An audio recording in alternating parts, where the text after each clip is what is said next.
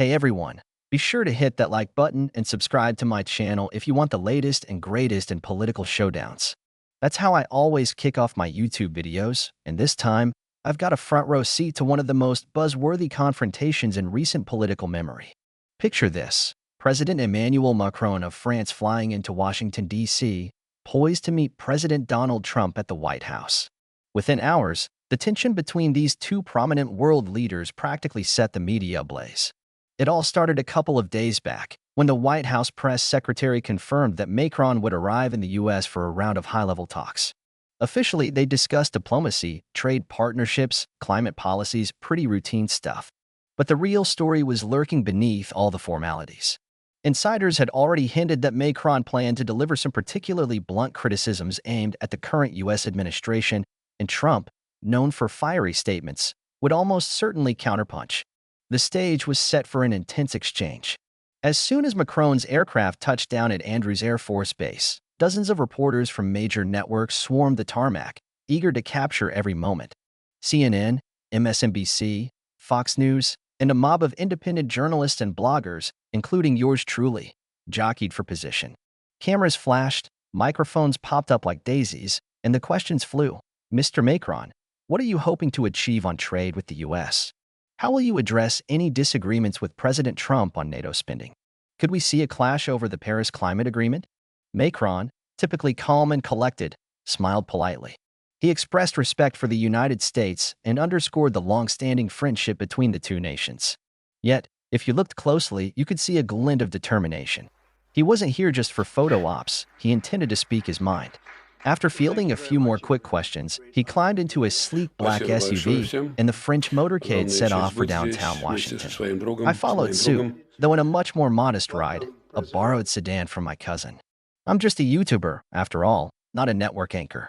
Still, thanks to my growing channel, I was able to score a guest pass to some press events. And let me tell you, my DMs were exploding with requests from people wanting the inside scoop. Dude, you gotta see if Macron really rips into Trump, wrote one follower. Think we'll get a trademark Trump tweet storm? Asked another. They were all counting on me for the nitty-gritty details. While driving through the city, I noticed a tangible buzz in the air. Traffic was heavier than usual, partly due to motorcades and tightened security. Helicopters circled overhead, and local news outlets flashed breaking alerts like Macron lands in D.C. High-stakes meetings loom. Rumor had it that Trump planned to personally greet Macron with a formal welcome at the White House first thing the next morning, then retreat for a private sit-down in the Oval Office. Later that evening, I decided to stake out the hotel where Macron's team was staying, one of the most upscale spots near Pennsylvania Avenue. Secret Service agents guarded the entrance, coordinating with French security personnel. Reporters huddled across the street, hoping to catch any stray details. A few pro-Trump and pro-Macron demonstrators waved flags and held signs, exchanging chants about global unity versus national sovereignty. It was surreal, like the city itself had become a stage. I recorded a quick vlog from my phone. Hey guys, I'm live outside the Hamilton Hotel, where President Macron's entourage just arrived, I said, panning the camera around to show the scene. Word is, tomorrow's discussions might get heated, especially around defense contributions and trade. Stay tuned to this channel for up-to-the-minute coverage. The next morning came quickly.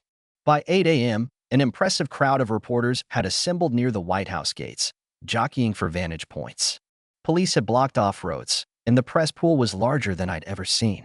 I spotted correspondents from international outlets, along with the usual faces from U.S. media. Everyone braced for the arrival ceremony, scanning the horizon for the French motorcade. Sure enough, just before 9 a.m., the black SUVs glided past the security barrier into the White House grounds. We heard a short burst of ceremonial music as Macron stepped out, accompanied by his advisors. Trump, flanked by administration officials, greeted him with a handshake so firm it nearly became a spectacle typical of both leaders. Click, click, click went the photographers, capturing every split second. Afterward, they walked inside for a brief press spray, as the White House calls it. Cameras were allowed in a grand room where Trump welcomed Macron in front of the press. Both expressed optimism for a productive meeting, though watchers noted a certain stiffness in their body language. Trump's expression was somewhat guarded, while Macron's gaze suggested he wasn't about to mince words. That concluded in about 5 minutes, and soon the press was ushered out so the real conversations could commence behind closed doors. Everyone knew this was the calm before the storm. Reporters scurried to file their initial stories. Macron, Trump seek common ground amidst growing tensions, read one headline. Another was more dramatic. Showdown in D.C., French president ready to confront America first doctrine. I headed to a small cafe across from the White House to grab coffee and set up my camera for a short live stream. As I tapped the start button, hundreds of viewers joined within seconds. What's the vibe there? Is Trump going to tweet something crazy? Asked one chat commenter. Macron better stand his ground, chimed in another. I could practically feel the global audience glued to this unfolding drama. Little did they, or I, know that before the day was over, we'd witness some of the sharpest public statements from both leaders yet. And the reaction from the online community, fueled by unstoppable social media coverage, would be nothing short of explosive. The schedule for the day was packed. A joint press conference, a series of closed-door talks between U.S. and French delegations, and a high-profile luncheon featuring business leaders from both countries. By 10 a.m., the East Room was filling up fast. Rows of seats were reserved for major news outlets, and the rest of us fought for spots in the back. Some people spilled into hallways, watching on monitors. As a YouTuber with a limited press pass, I snagged a standing spot near a column far from ideal, but at least I was inside. A hush fell over the room when President Trump and President Macron walked out to stand behind matching podiums decked with tiny American and French flags. Flashbulbs flared. Trump opened with a statement praising the historic partnership between the U.S. and France, citing past military alliances and ongoing economic ties. He sounded calm enough, but one could sense the undercurrent. He wasn't going to hold back if pressed on disagreements. Macron spoke next. In English, he emphasized the friendship between the two nations but hinted at what he called our shared duty to respect global agreements, an allusion to the Paris Climate Accord and possibly the broader framework of international trade. He insisted that allies must coordinate effectively, especially when it comes to global challenges like climate change, security, and economic stability. There was a determined edge in his tone, as though he was letting Trump know he wasn't there to merely nod along. Then it was time for reporters' questions. The first query, from a major network correspondent, went straight to the climate issue. Mr. President, she said, looking at Trump, your administration has pulled out of several key international agreements. How do you justify this approach when your closest allies, including France, are calling for global cooperation? Trump leaned into the microphone, looking resolute. The United States will always defend its interests and sovereignty, he declared. We've been unfairly burdened for too long, paying more in defense, allowing trade practices that hurt American workers. I'm a big supporter of clean air and water, but not at the expense of American jobs. We can't handcuff our economy because of unrealistic regulations. He shot a sidelong glance at Macron, who listened attentively. Asked if he wanted to respond, Macron simply nodded. We must balance economic growth with collective responsibility, he said.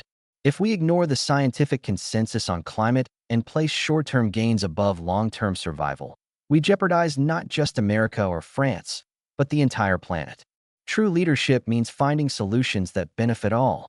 A low murmur passed through the audience. The tension was palpable. Usually, leaders keep their disagreements somewhat veiled at a joint presser. Here, it was all on display. Macron was politely but openly challenging Trump's go-it-alone stance, and Trump was doubling down on putting America first. Subsequent questions touched on NATO spending, European security, and potential new tariffs.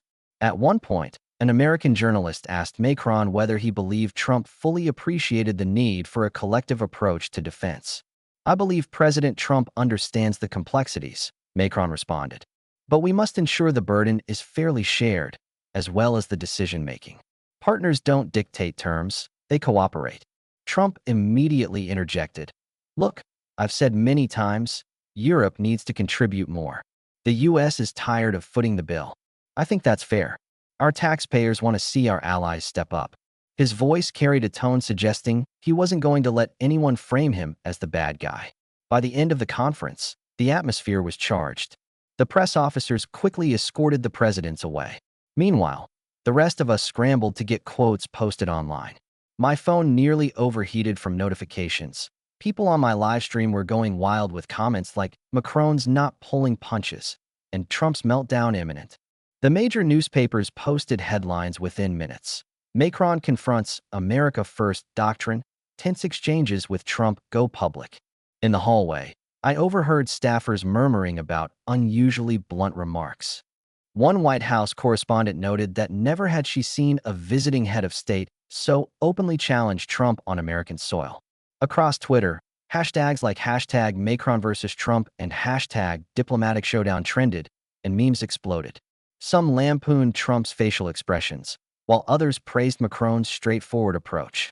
Later that day, both delegations withdrew to a closed session in the cabinet room, presumably discussing trade deals, arms agreements, and broader foreign policy matters. That left reporters scrounging for any insider tidbits. A person in the French press pool mentioned hearing raised voices behind the doors, though that remained unconfirmed. One thing was for sure: the synergy, or lack thereof, between these leaders was turning into an international spectacle. As the afternoon wore on, I rushed to upload a video summarizing the presser. My viewers gobbled it up, leaving thousands of comments. Many had strong opinions. Some Americans cheered Trump for standing firm on jobs and sovereignty, while others sided with Macron, praising him for spotlighting the bigger picture. The narrative was crystal clear: two massive egos, two starkly different worldviews, and a question looming over everyone: who would yield first? By early evening, social media was ablaze. Between hot takes from prominent political pundits and tweets from regular people around the globe, it felt like half the planet was watching this confrontation unfold. My phone pinged nonstop. Colleagues shared rumors that the Oval Office discussion had gotten testy, maybe even personal. Both sides stayed tight-lipped, but the few hints we gathered fueled speculation. Then, at around 5:30 p.m., the White House announced a short follow-up press appearance. Nobody expected it so soon, so reporters scrambled back to the press room. The rumor mill suggested something big had transpired during those closed-door talks. I hustled in, setting up my camera in time to see Trump and Macron step up to the podiums again. Their expressions were stern. Macron began by summarizing their discussion. "We addressed various topics with honesty: in-depth trade imbalances, defense obligations, climate initiatives. France values its alliance with the United States, but we also value cooperation based on mutual respect. We can't achieve unity if we disregard global responsibilities." His voice was measured, but the message was clear: he wasn't backing down. Moments later, he delivered the line that would ricochet through media channels worldwide: if any nation, including America, believes it can simply disregard shared commitments for short-term political gain, then that nation will lose moral authority. The room went dead silent. It was a direct swipe at Trump's policies, implying that the U.S. risked isolating itself by acting unilaterally. Trump stepped forward, a hint of anger flashing in his eyes. "Let me tell you something," he said, voice low but firm. "The United States isn't ignoring anybody's interests. We're leading, and we've been doing it for decades. Yet for too long, we've been carrying partners who don't pull their weight. We'll defend our priorities, whether it's fair trade or security. And if France disagrees, that's their choice. But don't lecture us about moral authority when we've sacrificed so much for the free world." A ripple of murmurs swept the press. This wasn't standard diplomatic language, it was an open clash. Normally, staffers might step in to wrap up or defuse tension, but both leaders continued. Reporters hurried to scribble quotes, and cameras zoomed in. My chat window on the live stream exploded with messages: "OMG, a full-blown feud in real time. Macron is savage. Trump is unstoppable." When the exchange finally ended, the two men didn't so much as smile for the cameras. Trump left the stage abruptly. Macron paused for half a second, then turned and walked away as well, surrounded by French aides who looked rattled. Within seconds, the internet erupted. Hashtag Macron takes on Trump rocketed to the top of trending topics. Every major news outlet blasted the headlines: France's president challenges Trump on American soil, transatlantic tensions erupt in face-to-face showdown, unprecedented war of words. Twitter, as expected, became a battleground. Pro-Trump accounts lauded the president's refusal to be lectured by Europeans. Macron supporters hailed him as a bold figure defending global values. Meanwhile, political commentators suggested that this could mark a turning point for U.S.-European relations. Some even speculated about the future of NATO and the possibility of trade wars if neither side relented. I recorded another immediate reaction video, my adrenaline still pumping. "I've never seen anything like this," I told my viewers. "We have two leaders basically calling each other out, live, on camera. One side is saying America won't be bossed around by Europe. The other side is warning that unilateral policies threaten alliances. Who would have expected such open hostility? The clip quickly gained traction on YouTube, amassing thousands of views. People commented from across the world, some blasting Trump for being dismissive, others accusing Macron of overstepping. A few voiced concern that personal grudges might overshadow meaningful negotiations. Indeed, a staffer from the French delegation confided to reporters that the climate in the private meeting was extremely tense, indicating personal friction between the presidents. That night, cable news channels ran endless loops of the confrontation. Analysts speculated about behind-the-scenes fallout. The White House press team tried to downplay talk of a rift, releasing a statement that honest dialogue among allies is healthy and necessary. The French embassy, on the other hand, posted a short note underscoring the importance of collaborative problem-solving in a global era. I spent hours reading through online commentary. Memes popped up everywhere. Trump in a boxing ring with Uncle Sam's gloves, Macron in a stylized Napoleon hat labeled Global Unity. Some were hilarious, some downright insulting, but one thread connected them all. This feud had captured the public's imagination in a big way. Everyone wondered, what happens next? Would either president try to mend fences? Or would they escalate the standoff even further? The following morning, Washington, D.C. felt like it was running on pure caffeine and controversy. Every major paper led with the previous day's dramatic encounters, and talk radio lit up with callers venting or cheering. On the street, you could overhear snippets of conversation. Did you see Trump's speech last night? Or Macron so brave to stand up to him? Meanwhile, the internet churned relentlessly, with hashtags about the clash going strong. In my hotel room, I hopped onto my channel for a live stream update. Viewers flooded the chat. Any insider info? Is Trump raging on Twitter right now? Are we on the brink of a diplomatic meltdown? People were hungry for new developments. I had a few tidbits from a contact in the French press team. According to her, Macron was surprised at how quickly Trump took everything public. The French side expected certain disagreements to remain behind closed doors. But Trump, never one to shy away from bold statements, had apparently decided transparency played to his advantage, especially with his base, which admired his willingness to tell it like it is. Throughout the day, mainstream media outlets hosted panel after panel. Pundits debated the potential consequences of this feud. Some insisted the U.S. would face international isolation if it kept alienating longtime allies. Others argued that Trump's approach might pressure Europe into fairer trade terms and stronger military funding. Meanwhile, environmental groups rallied near Capitol Hill, urging both leaders to prioritize climate cooperation despite their differences. At the same time, the White House press office tried to steer the conversation toward shared goals, emphasizing areas of overlap, like counterterrorism strategies and joint missions in certain conflict zones. A statement from the National Security Council read, "The United States values its partnership with France and will continue to collaborate on security matters." Yet that reassurance did little to quell speculation about deeper strains. Of course, social platforms like Twitter, Facebook, and YouTube became the modern public arena. Video clips from the press conferences racked up millions of views in record time. Popular channels dissected every body language cue, the way Macron folded his arms, or the subtle scowl on Trump's face. One viral segment showed a split screen of them delivering their most confrontational lines side by side. Memes and parodies took over, some downright hilarious.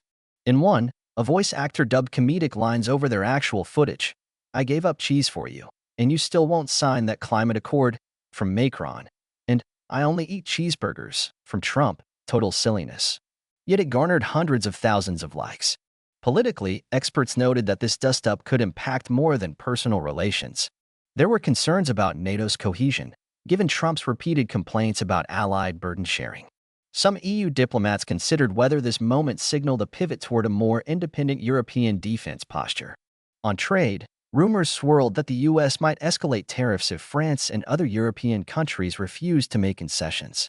In short, a lot more than just personalities was at stake. I tried to keep my coverage balanced, featuring comments from folks who believed Trump was justified in pressing allies to pay their fair share, and from those who argued that global challenges demand unity, not finger-pointing. My channel's community seemed evenly split. At times, heated arguments broke out in the comment section. I had to moderate a few threads where insults flew. But on the upside, it showed how engaged people were. This wasn't a dull policy debate. It was real, immediate, and personal for many. By late afternoon, there was talk of a potential dinner meeting where both sides could attempt to smooth things over. The White House circulated an agenda stating they'd discuss economic cooperation, cultural ties, and ongoing efforts to promote peace. A typical bit of diplomat speak. However, an insider told me not to expect a big reconciliation. Trump thrives on these open conflicts, and Macron wants to look strong for a global audience, the insider said. Don't be surprised if dinner produces polite photos but no real policy breakthrough. As night fell, Washington's iconic buildings glowed under the floodlights. The Capitol exuded its usual mixture of grandeur and tension. Protesters lingered outside Lafayette Square, chanting slogans about climate action or holding signs depicting the two presidents in cartoonish standoffs. Officials in suits strode by, some ignoring the scene, others pausing to snap a quick photo. Even the city's nightlife carried the buzz of political gossip. Bartenders, Uber drivers, everyone had an opinion on the feud. Back in my hotel, I posted another video summary, recapping the day's developments and analyzing the online uproar. My viewers remained hooked.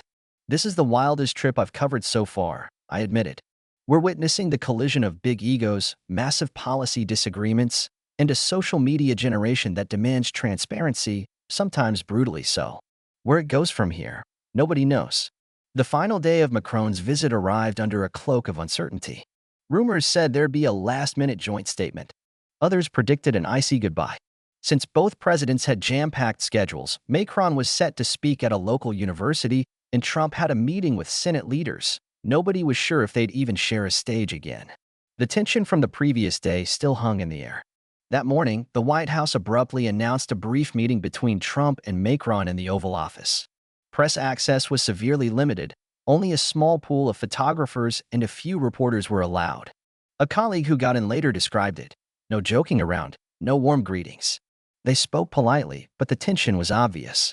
Trump repeated that the U.S. needs fair trade deals, and Macron replied that Europe wouldn't compromise on key standards. Shortly after, both sides released statements meant to cool the tempers. The White House's read, the presidents of the United States and France affirmed their commitment to continue working together on defense and economic cooperation, despite areas of disagreement. Meanwhile, the French embassy tweeted, "Allies can disagree. Our countries remain bound by shared values and a rich history of collaboration." These felt like attempts to reassure a world audience that the alliance hadn't imploded. In the afternoon, Macron delivered a speech at Georgetown University. He spoke broadly about global challenges, inequality, climate change, the power of youth activism. While he didn't name Trump directly, he underscored the need for leaders unafraid to look beyond short-term politics and focus on lasting solutions.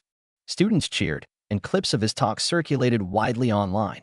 Trump, for his part, kept busy with domestic matters, though he did issue a few tweets referencing great talks with Macron, strong stances for the American people. He insisted that his approach had been necessary to show the world the U.S. won't be taken advantage of. Over on Capitol Hill, lawmakers were split. Some praised Trump for defending American interests, while others worried about damaging relationships with crucial allies. By sunset, Macron's motorcade headed to the airport, and the official state visit was over. But the story had only begun. Political observers worldwide debated the lasting effects. Had the U.S.-French bond really been shaken? Or was this just a dramatic bump in the road? Could future negotiations mend fences? Or did Macron's bold challenge signal a broader European pivot away from traditional American leadership? As for me, I filmed one last wrap-up video from an overlook near the Capitol. "So ends the most dramatic diplomatic event I've ever covered," I said, the camera pointed at Washington's skyline behind me. We saw two big personalities clash in front of the entire planet. They touched on issues from climate change to defense budgets to trade policies, all while refusing to give ground. Maybe this signals a deeper shift in how Western allies interact. After all, if a close partner like France is willing to challenge the White House so openly, it raises questions about the future of transatlantic ties.